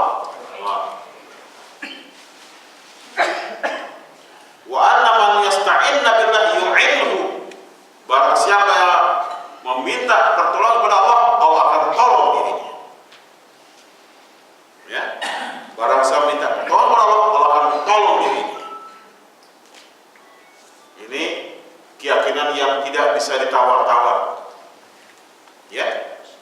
Kalau memang kita selalu menghambakan diri kita kepada Allah, selalu taat kepada Allah Subhanahu wa taala, dan kita sangat yakin kalau kita minta tolong padanya, Ia akan tolong, maka ya, jika itu sudah menjadi keyakinan kita, ketika kita minta tolong kepada Allah, Allah pasti akan menolong kita. Ya, Allah pasti akan menolong kita. Allahu a'lam bishawab. Ya, silakan ya.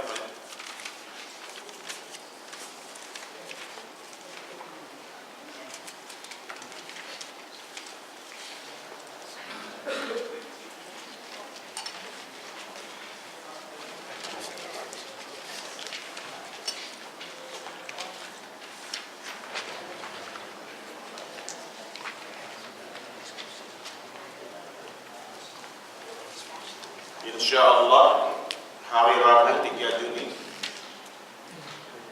Ana dapat panggilan sidang pertama dari gugatan cerai istri. Tapi insyaallah ya. Yang ingin Ana tanyakan satu, kapankah mulai dihitung iddah istri yang minta khulud? Apakah menunggu sidang selesai dengan keluarnya surat cerai, atau ketika istri keluar dari rumah dan tinggal di rumah orang tuanya?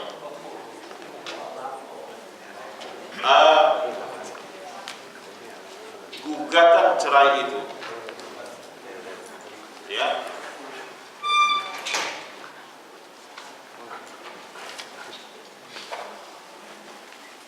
jika disetujui oleh suaminya. Jadi istri ketika menggugat suami cerai, alias dia khulud dari suaminya, minta khulud, ya, menjadi sah jika suaminya menyetujui gugatan cerai istrinya tersebut dengan mengatakan, baik, saya ceraikan kamu. Ya, sejak suami mengatakan saya ceraikan kamu atas permintaan khuluknya kamu, sejak saat itu berlaku masa iddah selama 3 bulan 10 hari tanpa menunggu keputusan dari pihak pengadilan. Ya, saya ulangi lagi, sejak kita menyetujui gugatan istri untuk bercerai dari suaminya dengan mengatakan, baik, saya ceraikan kamu, ketika dia hari itu mengucapkan saya ceraikan kamu, sejak itu berlaku masa iddah selama 3 bulan 10 hari. Ya, tidak harus menunggu surat keputusan pengadilan, karena proses pengadilan itu berlarut-larut makan waktu yang lama. Ya, sidang pertama, sidang kedua, dan panggilan pertama terus ya, nanti prosesnya panjang. Jika sampai menunggu keluarnya surat keputusan cerai dari pihak pengadilan. Jadi secara syar'i demikian. Ya, secara syar'i sejak diucapkan, baik, saya ceraikan kamu atas permintaan khuluknya kamu, maka sejak hari itu berlakulah masa iddah, ya, selama 3 bulan 10 hari. Dan ketika masa iddah itu, kedua suami istri ini masih boleh tinggal satu rumah. Paham ya? Masih boleh tinggal satu rumah dengan catatan tidak melakukan hubungan suami istri. Istri atau mantan istri ini masih boleh berikan pelayanan, menyiapkan makanan, menyiapkan minuman, masih boleh, masih diperbolehkan. Ya, apa hikmahnya dibalik diperbolehkannya suami istri satu rumah dalam masa iddah tersebut? Ya, karena talak itu bertahap, talak 1, 2, dan 3 ini adalah untuk memberikan kesempatan pada masing-masing untuk introspeksi diri masing-masing, muhasabah dirinya masing-masing, ya, untuk menerawang kembali apa kekeliruan dan kesalahan yang telah dibuat, ya. Kemudian apakah masih ada rasa cinta, masih ada keinginan untuk rujuk kembali, atau mereka mungkin setelah terjadinya perceraian dalam masa iddah itu ada rasa penyesalan di antara mereka, maka masa iddah itu ya diberikan agar mereka kemungkinan untuk rujuk, ya, dengan cukup mengatakan atau suaminya mengatakan saya kembali kepada kamu, maka sejak saat itu pun dia telah menjadi suami istri kembali. Itulah masa iddah. Ya. Jadi ketika istri keluar dari rumah dan tinggal di rumah orang tuanya, ya itu silakan saja. Ya, silakan saja, tetapi iddah itu sekali lagi jatuh atau berlangsung setelah suami mengucapkan kata saya ceraikan kamu atas permintaan. Ya. Berhakkah, yang kedua, berhakkah istri yang minta khuluk atas barang perlengkapan rumah tangga dan elektronik yang ada di rumah. Kalau itu hak suami, milik suami, tidak ada hak istri yang khuluk untuk menggugat harta milik suaminya. Ya, kecuali atas dasar kerelaan suami. Ya, kecuali atas dasar kerelaan suami, misalnya suaminya punya beberapa barang berharga, misalnya mobil, ya, atau yang lain-lainnya, kemudian dia relakan untuk istrinya sebagai hadiah atau bekal baginya, silakan. Tapi kalau gugatan, tidak ada hak seorang istri yang khulu dari suaminya itu menggugat harta suaminya tersebut, tidak ada hak. Ya, kecuali nanti wallahu a'lam bagaimana pengadilan memutuskannya.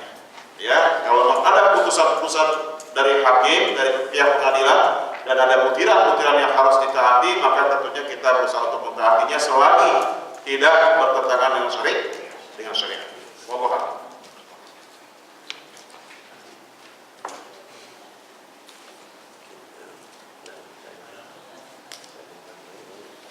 Ada beberapa orang, sekelompok orang yang berpolitik menghalangi, mempersulit kajian sunnah di masjid kami.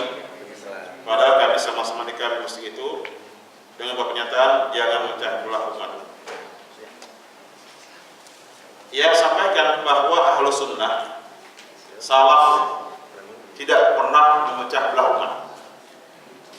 Ya, salafi dari sejak dulu hingga sekarang selalu menuntut umat, mengajak umat, ya, membimbing umat untuk i'tisam bil kitabi was sunnah, ya, mengajak umat, membimbing umat, menuntut umat untuk berpegang teguh pada Quran dan sunnah, alat pemersatu umat.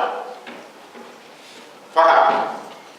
I'tisam bil kitabi was sunnah, berpegang teguh pada Quran dan sunnah adalah merupakan media untuk mempersatukan. Jangan dibalik. Karena yang pecah belah umat itu bukan ahlu sunnah, bukan salafi, ya, bukan orang-orang yang mereka sejak dulu dari masa Rasulullah, para sahabat, ya, adalah pemecah belah umat. Ini pemikiran yang destruktif, pemikiran yang keliru, cara berpolitik yang tidak dewasa. Orang ini nggak dewasa berpolitik, nggak paham politik. Jadi orang-orang yang berpolitik sekarang banyak yang nggak paham, yang nggak mengerti tentang politik itu apa. Ya, mereka nggak punya dasar-dasar berpolitik yang baik, berpolitik yang benar, nggak paham mereka. Ya, nggak dewasa pemikiran mereka itu, tidak dewasa. Memiliki dengan pemikiran yang kerdil, seolah-olah mereka berasumsi kita ini pecah belah umat. Ini asumsi mereka. Cobalah duduk di kajian-kajian yang kita adakan. Apakah kita pernah berusaha untuk memecah belah umat? Ya, apakah kita menyampaikan pemikiran-pemikiran kita ketika kita menyampaikan materi dakwah kita? Lah, kita selalu merujuk pada Quran dan sunnah ala najhi salafil ummah, di atas pemahamannya para salafus salih. Ya, Al-Quran mengatakan, wala takunu minal musyrikin minal ladina farraqu dinahum wa kanu syi'a kullu hizbin bima ladaihim farihun. Jangan kalian seperti orang musyrik. Siapa mereka? Mereka orang-orang yang memecah belah umat ini, memecah belah agama ini. Wa kanu syi'a, sehingga mereka menjadi berbagai macam kelompok dan golongan. Kullu hizbin bima ladaihim farihun, dan mereka senang, ya, gembira dengan kelompoknya masing-masing. Masing-masing ingin memajukannya, mengedepankannya, menonjolkannya, ya, mengutamakannya. Justru orang-orang yang duduk di partai-partai itu hakikatnya mereka lah pecah belah umat. Karena mereka masing-masing pasti memberikan pembelaan pada siapa? Pembelaan pada partainya masing-masing. Mereka lah pecah belah umat itu. Kita di atas mereka. Kita gak berada di partai-partai, kita gak duduk di partai-partai. Orang ketika sudah masuk menjadi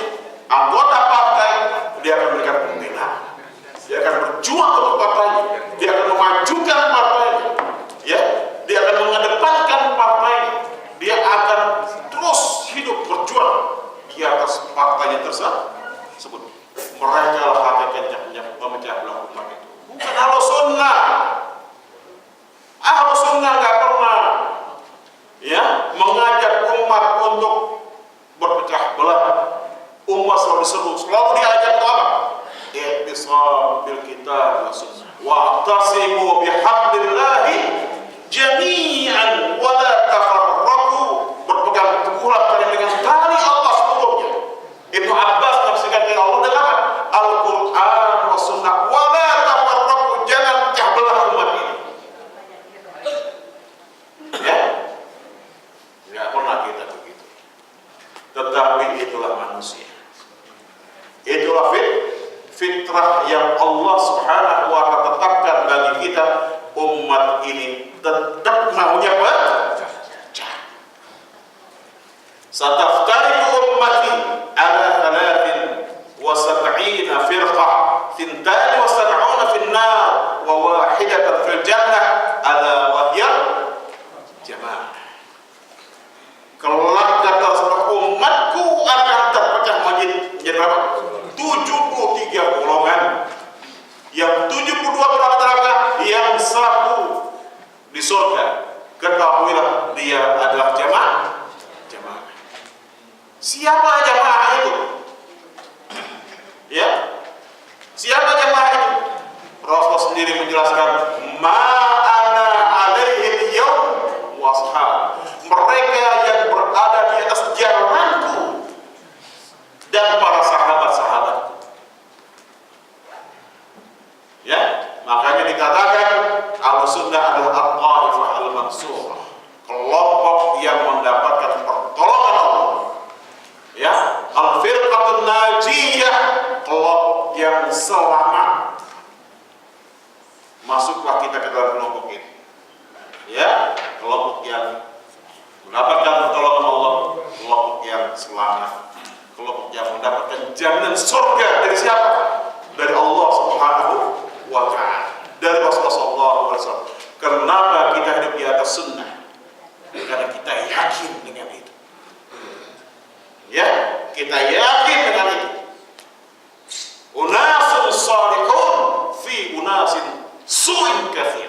Mereka adalah orang yang saleh, yang hidup di atas jalan yang lurus, berusaha membimbing umat, memberikan nasihat pada umat di saat begitu banyaknya umat telah tersesat jalan hidup mereka. Jadi sampaikan seperti itu pada mereka yang sok tahu, yang sok pinter, yang sok berpolitik. Sampaikan pada mereka. Jangan cuma bisa keluar-keluar, pepesan kosong, ngoceh aja, ngomong aja. Mana hasil politik mereka? Mana hasilnya untuk umat ini? Mana? Apakah umat makin sejahtera? Apa makin terpinggirkan? Islam mana Islam? Yang mereka katakan sekarang juga kita tegakkan khilafah, sekarang juga kita rebut kekuasaan, sekarang juga kita harus maju ke depan. Inilah masyarakat madani. Mana?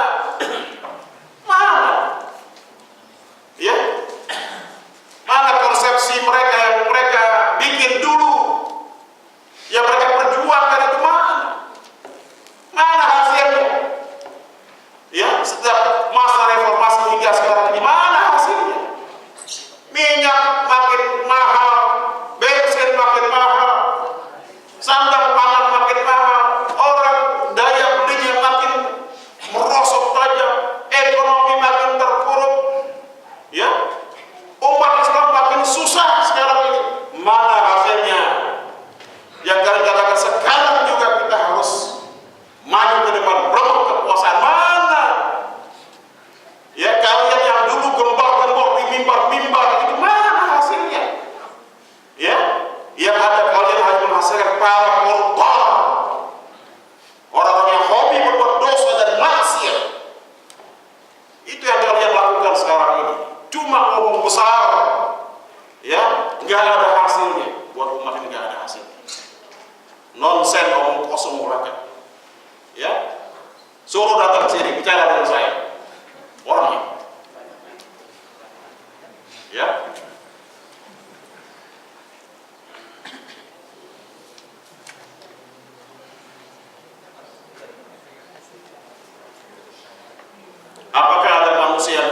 sesuatu dengan sunnah. Enggak ada kan? Mana ada manusia berantem?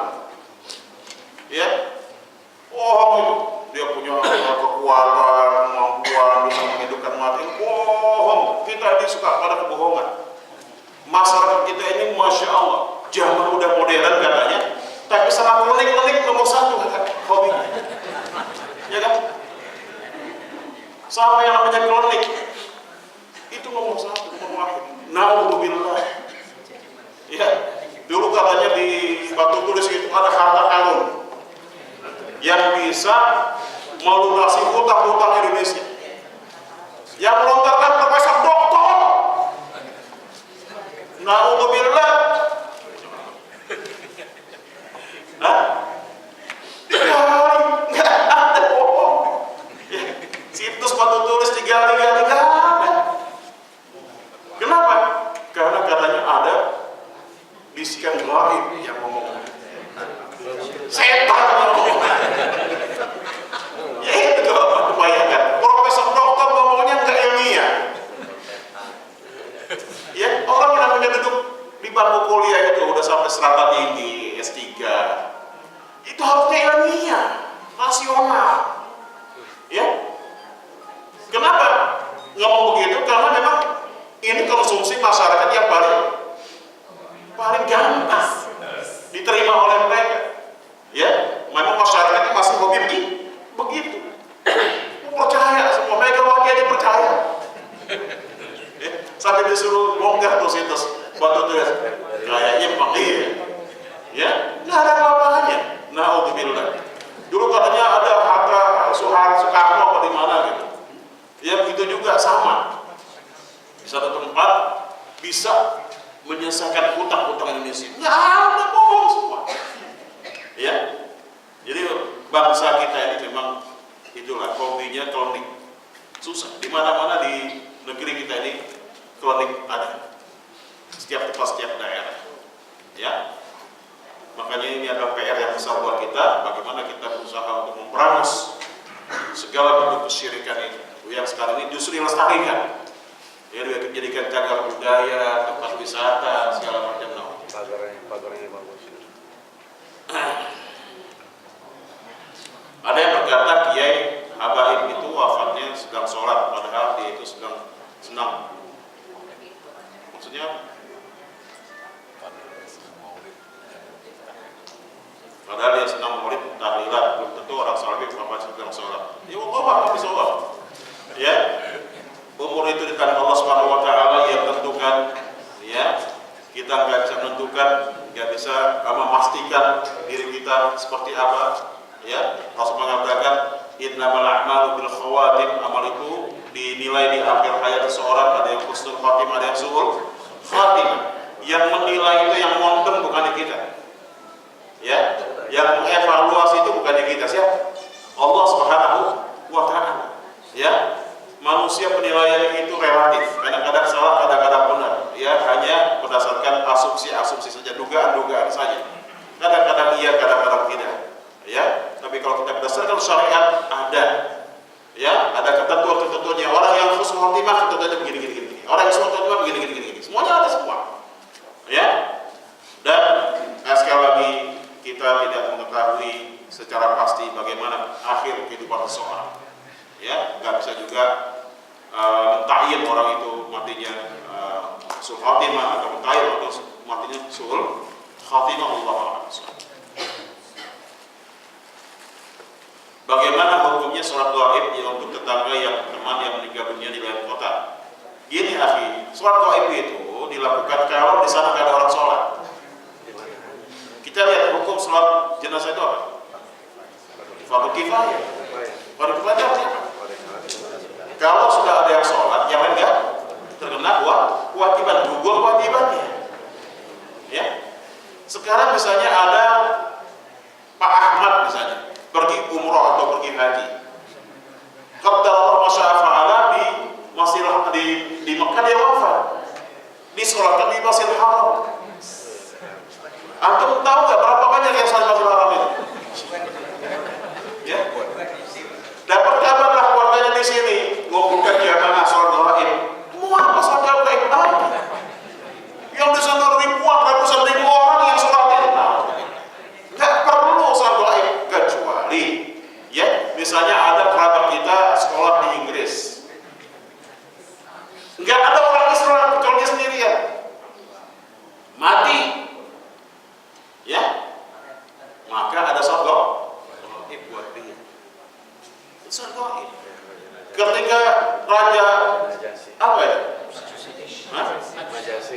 Najasyi meninggal dunia, Rasulullah apa? Ghaib. Kenapa? Karena dia sendirian, Islam sendiri, rakyatnya masih kafir semua. Penghuni istananya semuanya masih kafir. Yang muslim cuma dia sendiri, nggak ada yang sholatin. Maka Rasulullah buat Raja Najasyi. Gitu, ya. Jadi kalau kita kembalikan kepada dasar hukumnya, sholat jenazah itu hukumnya fardu kifayah, ya. Jadi bukan fardu ain. Kalau fardu ain, masya Allah, berat amat ini kaum muslimin. Banyak dosa, ya. Tiap orang mengambil dia nggak salah dosa. Makanya fardu kifayah.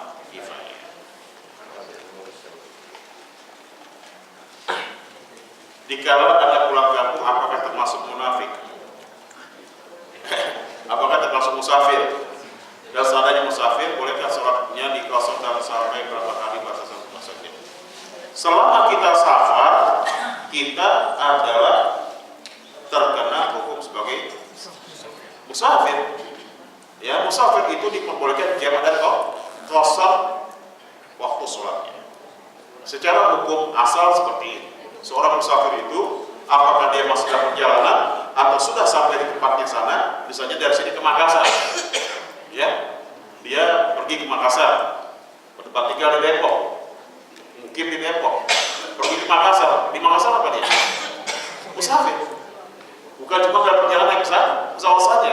Selama dia di sana disebut musafir, ya. Selagi dia berniat safar dan dia sebagai musafir, selama itu dia boleh jamak qasar. Ini hukum asal. Namun kalau kita mau mengambil fadilahnya, keutamaannya, sholat berjamaah di masjid jami' yang ada di sana jauh lebih utama daripada dia sholat jamaah sendiri. Ya, itu ketetapannya wallahu a'lam bishawab. Bagaimana agar istiqomah menjaga Allah Ta'ala? Ya tadi, perbanyaklah kita kedekatan kita kepada Allah Subhanahu wa Ta'ala siang dan malam. Kita sholat setiap hari, tidak tinggalkan sunnah rawatib, tidak kita tinggalkan, ya. Kemudian banyak zikir pagi dan sore hari kita tidak tinggalkan. Kita banyak beristighfar bersama Rasulullah SAW. Ini merupakan ya rutinitas ibadah yang harus kita terus lakukan untuk menjaga diri kita agar istiqomah. Ya, sebab yang namanya istiqomah itu sebagaimana dikatakan oleh Ibnu Qayyim al-Jauziyah, tetap berada di atas kebenaran agama Allah hingga akhir hayat.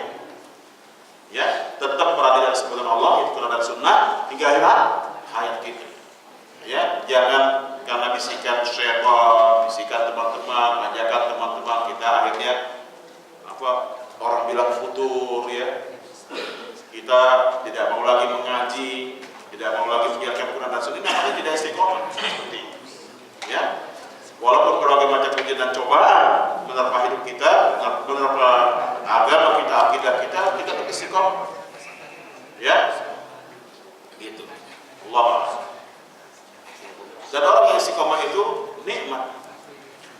Sebab nanti ada di akhir hayatnya dia akan ditandatangi oleh malaikat. Innal ladzina qalu rabbuna Allah tsumma istaqamu tatanazzalu 'alaihim malaikatu alla takhafu wa la tahzanu abshiru bil jannati allati kuntum tu'adun. Sungguhnya orang yang meyakini Tuhannya Allah, ya, ia bertauhid kepada Allah Subhanahu wa Ta'ala, kemudian dia istiqamah, maka kelak di hayatnya dia akan didatangi oleh malaikat membisikkan di telinganya, alla takhafu wa la tahzanu. Enggak ada lagi takut, enggak ada lagi penderitaan, enggak ada lagi duka cita. Wa abshiru bil jannah, bergembirakan dengan surga allati kuntum tu'adun, yang akan dijanjikan masuk ke dalamnya. Nah, inilah kabar gembiranya bagi orang yang istiqomah. Sampai itu Rasulullah pernah ditanya oleh sahabat tentang apa yang harus saya lakukan di sisa usia saya. Ya, kata Rasulullah, "Qul a'udzu billahi tsumma istaqim." Kata Rasulullah, berimanlah kepada Allah dan istiqomah. Berimanlah kepada Allah sebagai istiqomah. Kalau sholat itu yang benar, bibir kita bergerak atau cukup diam saja, dibaca dalam hati. Dibaca, dibaca itu pakai lidah, pakai bibir. Ya, kalau dalam hati namanya niat. Ya, yang namanya baca itu ada harokat, ada pergerakan. Ya, Rasulullah dilihat sama-samanya bagaimana? Janggutnya bergoyang-goyang. Ada jelas baca. Ya, bukan dia takbir itu nggak baca.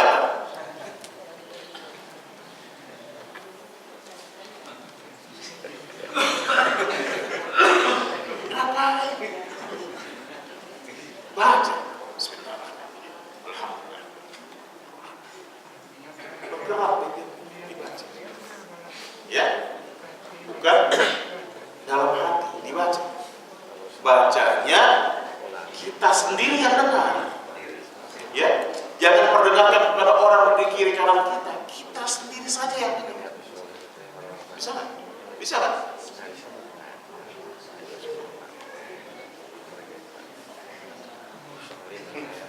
Ya. Jangan nanti lama-lama jadi itu. Ya, orang-orang kepercayaan. Ya, cuma eling aja eling.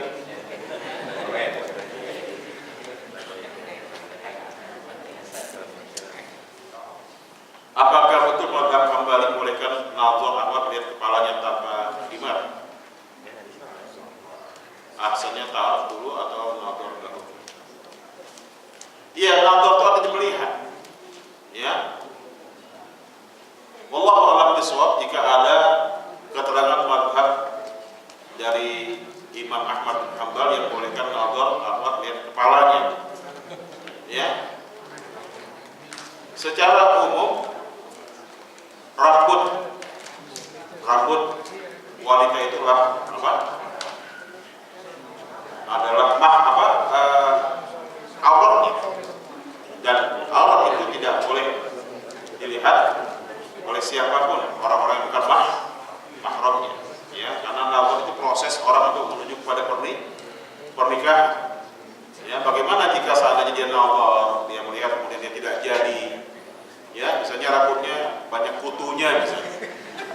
Ya, ternyata rambutnya sudah banyak ubahnya misalnya. Ya. Misalnya kan ada kan perempuan yang masih perawat tapi ubahnya udah banyak. Ada nggak? Ada. Ya, karena udah berusia 40 tahun ke atas. Ya. Jadi enggak, wallahu a'lam, saya sampai hari ini meyakini bahwa kalau kita nazar ini adalah merupakan proses pernikahan, cukup lihat wajahnya saja. Ya, tidak harus wanita buka kerudung. Kenapa? Karena ketika dia buka kerudungnya berarti dia memperlihatkan auratnya, itu haram hukumnya haram, berdosa. Ya, berdosa. Jadi cukup lihat wajahnya saja. Nah, wajahnya itu kan sudah merupakan wakil kecantikannya. Jadi wajah kita bisa lihat. Ya, kemudian kita bisa menimbang dan menilai, ya, begitu juga boleh kita melihat misalnya kedua tangannya hingga batas telapak tangannya saja, ya, untuk mewakili kesehatan tubuhnya. Ya, tangan itu mewakili kesehatan tubuhnya. Ya, boleh juga melihat telapak kakinya. Ya, ini mewakili kesehatannya, ya, mewakili kesehatan kebersihannya, ya, mewakili kebersihan. Ya, kalau lihat kakinya kukunya banyak kotor, ya, banyak tidak bersih, nggak digunting sehingga masih kelihatan dekil-dekilnya, ya, itu kita bisa nilai bahwa perempuan ini kurang bersih. Ya, jadi cukup itu saja mewakili semuanya. Nazar itu sebetulnya sama dengan ta'aruf tadi. Ya, jadi proses sampai kepada pernikahan itu nazar, kemudian khitbah, kemudian apa?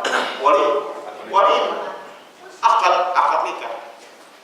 Ya, jadi nggak harus ta'aruf dengan cara misalnya ber-SMS-an ria, bertelepon dengan ria, itu nggak harus begitu. Ta'aruf itu dengan cukup melihat, ya, mengenal sedikit.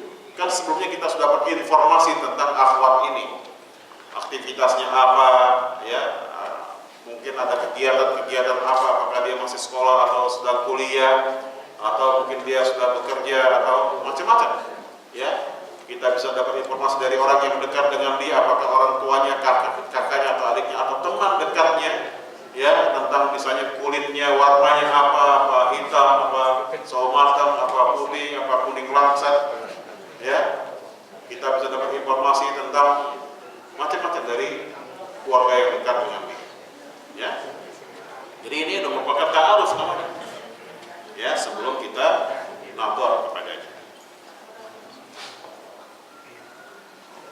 Kita minta hanya kepada Allah dalam doa banyak doa yang dipanjatkan untuk kebaikan di dunia dan akhirat. Juga jika permintaan untuk dunia belum dikabulkan, apakah itu berarti karena hamba ini banyak dosanya? Bisa jadi begitu, ya, bisa jadi hambanya ini banyak maksiat, ya, atau pelaku syirik, ya, atau memang makanan dan minumnya nggak halal, berpakaian dari yang haram. Kan Allah SWT menyampaikan kepada kita, ada orang yang sudah jenuh dalam hidupnya, sudah lama hidupnya, digambarkan orang yang sudah pakaian yang lusuh, rambutnya sudah penuh dengan debu, ya. Kemudian dia menengadahkan tangannya, ya Rabb, ya Rabb, wahai Tuhan, ya. Wa malbasuha haram, wa masrabuha haram, wa mat'amuha haram, fa yastajaba. Sedangkan dia makan dari yang haram, minum dari yang haram, berpakaian dari yang haram, bagaimana mungkin doanya akan dikabulkan oleh Allah Subhanahu wa taala? Cuma begini, kadang-kadang kita ini kurang syukurnya, ya. Kita banyak minta kepada Allah, banyak juga yang dikabulkan oleh Allah Subhanahu wa taala, namun kita merasa enggak dikabulkan, ya. Seringkali begitu. Seringkali kita merasa bahwa doa kita kok enggak dikabulkan, padahal sudah banyak yang dikabulkan, sudah banyak. Makanya dikatakan wa in ta'uddu ni'mat Allah la tuhsuha. Kalau kalian menghitung nikmat Allah, enggak bisa kita begitu banyak nikmatnya.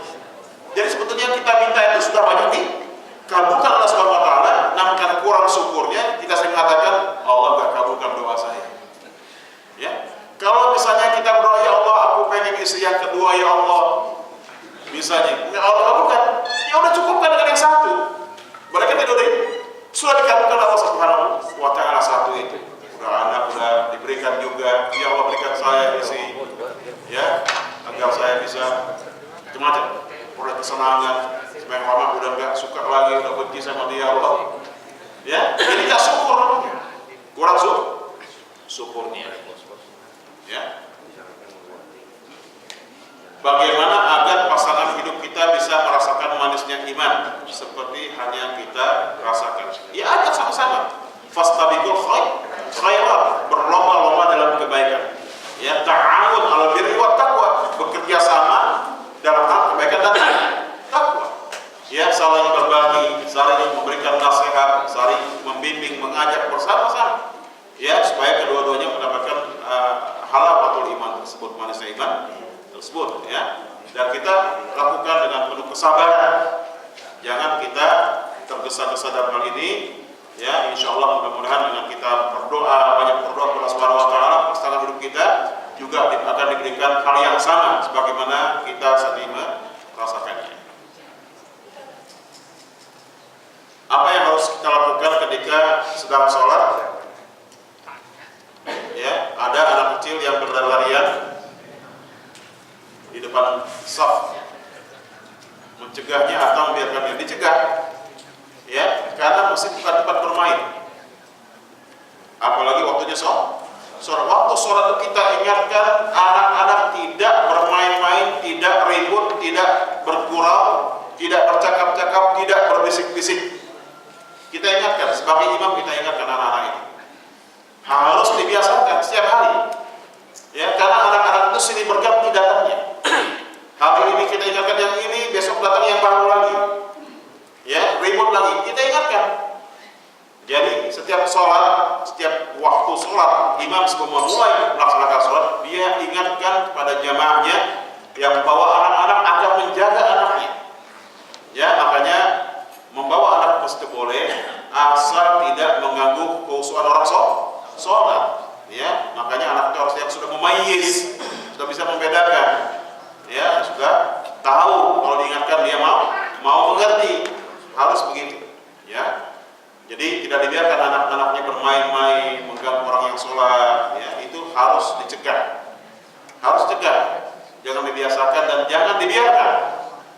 Ya, anak berlari-lari, kemudian teriak-teriak, atau ada yang bersiul-siul, ada yang tertawa-tawa terbahak-bahak, jangan dibiarkan, diingatkan. Kalau nggak mau sholat, suruh pulang. Ya, kalau nggak sholat, pulang kamu, jangan di masjid. Ya, kenapa? Karena mengganggu bapak-bapak sholat.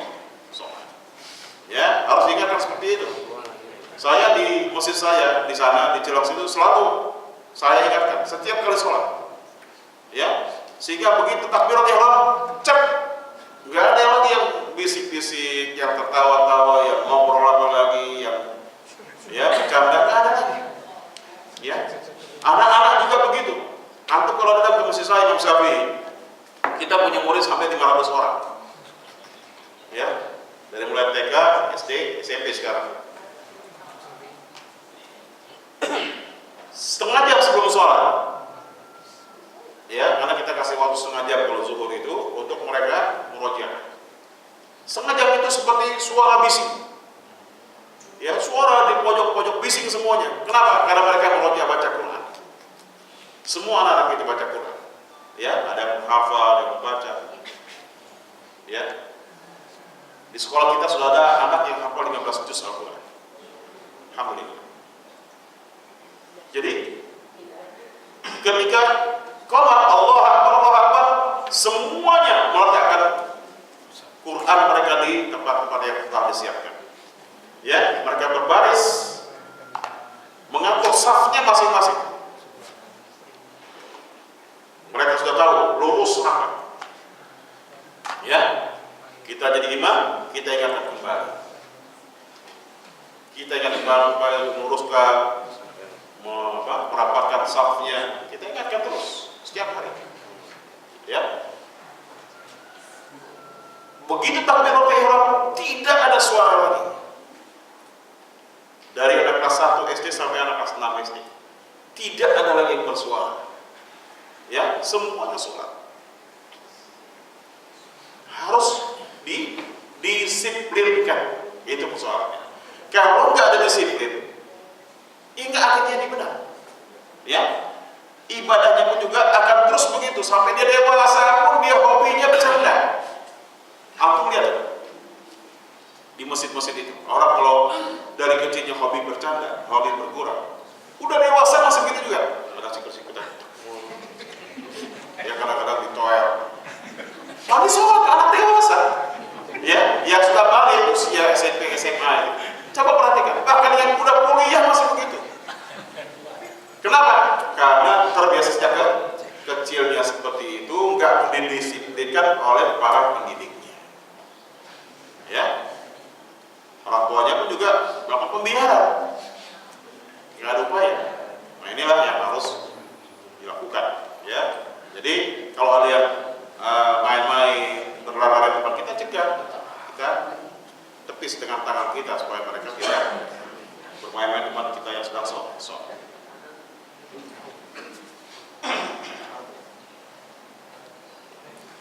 Dalam hal saat ini kondisi ekonomi dan penghidupan makin baik sehingga tidak lagi dijumpai barang-barang seperti masa dulu, tikar, buka formal, bantal dari kulit onta.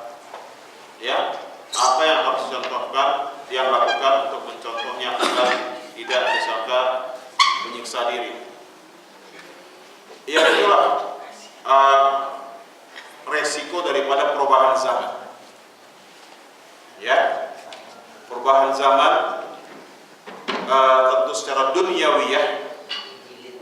duniawiyah manusia lebih baik dari masalah lalu. Dulu orang dari Madinah ke Mekah naik onta untuk haji. atau naik kuda, atau jalan kaki. Ya tidak? Hah? Ali bin Abi Thalib, Hasan dan Husain itu 25 kali pergi haji. Setiap kali pergi haji, mereka berjalan kaki. Ya. Kata Ibnu Abbas, aku iri kepada keduanya. Hal yang aku tidak pernah lakukan sepanjang hayatku. Mereka saat kali pergi haji selalu berjalan kaki. Apa yang mereka katakan? Bagaimanakah aku akan dapat satu kesombongan ketika aku akan menjumpai Allah Subhanahu wa Ta'ala? Ini zuhud dan waraknya siapa? Hasan dan Husain, cucu Rasulullah sallallahu alaihi wasallam. Ya. Kalau sekarang kita pergi dari Madinah ke Mekah naik onta, sanggupkah kita melakukannya? Atau berjalan kaki, sanggupkah kita melakukannya? Kira-kira sanggup nggak? Atau dari negeri kita ini, ya, step by step, estafeta